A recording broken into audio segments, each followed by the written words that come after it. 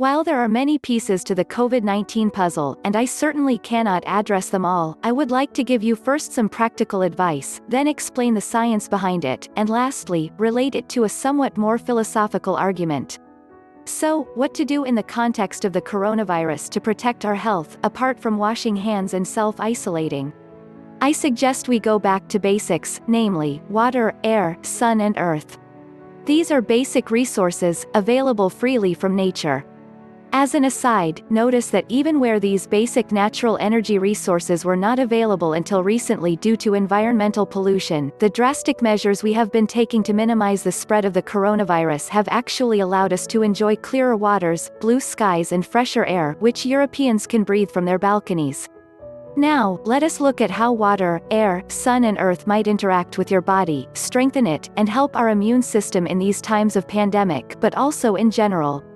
We all know that the body is mostly water. In fact, something like 99.2% of the human body should be water.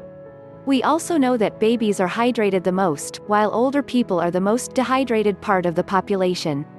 And we know that as we age, we not only become progressively dehydrated but our immune system also declines.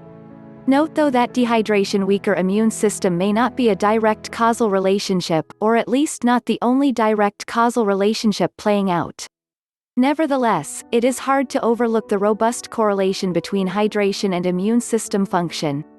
In fact, a similar correlation can be observed in the function of many other body parts and process. Thus, it is not a secret that dehydration often goes together with asthma, constipation, poor lymphatic drainage, migraines, chronic joint pain, fatigue, and so on. On the face of it, there is no doubt that hydration is perhaps the number one factor we need to take care of if we want to take care of our health. But you probably knew that already. What you may have not known, however, is that earth energy, oxygen and light help hydration on a cellular level. Without grounding through the earth, light from the sun and oxygen from the air, you can drink as much water as you want, and still remain dehydrated, and perhaps bloated on the top of that. Now, what is so special about grounding, oxygen and light such that it helps our cells absorb water? Simplistically, for the absorption to happen there has to be movement of the water in and out of the cell through the cell membrane. In other words, water needs to circulate. And it does so by separating itself into negative and positive charges. Where water touches cell membranes, it forms the so-called exclusion zone, or easy water. This is negatively charged water which excludes toxins and waste. The rest is positive. The negatively charged water enters the cells, and is able to do so because of the charge separation. Once inside the cell, the water starts to drive numerous biochemical reactions, thanks to the negative charge, including such that pertain to repair and regeneration. The positively charged water is excreted through exhalation, urination, sweat, etc. In a nutshell, the more charge separation occurs in the water in the body, and the more negatively charged water is being created, the more efficiently the body functions.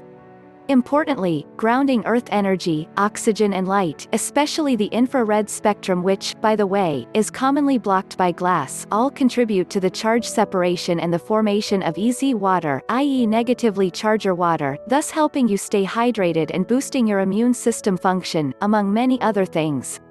To conclude, back to basics is perhaps one of the infinitely many lessons we may be able to extract from the coronavirus crisis.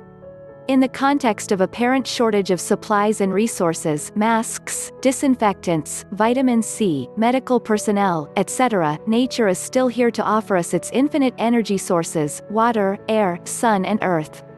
So it is time to be with nature. Of course, those who have a backyard are way more fortunate than the ones stuck on the balconies, but this in itself is an opportunity to re-evaluate the choices we have made and perhaps simplify life in order to achieve happiness.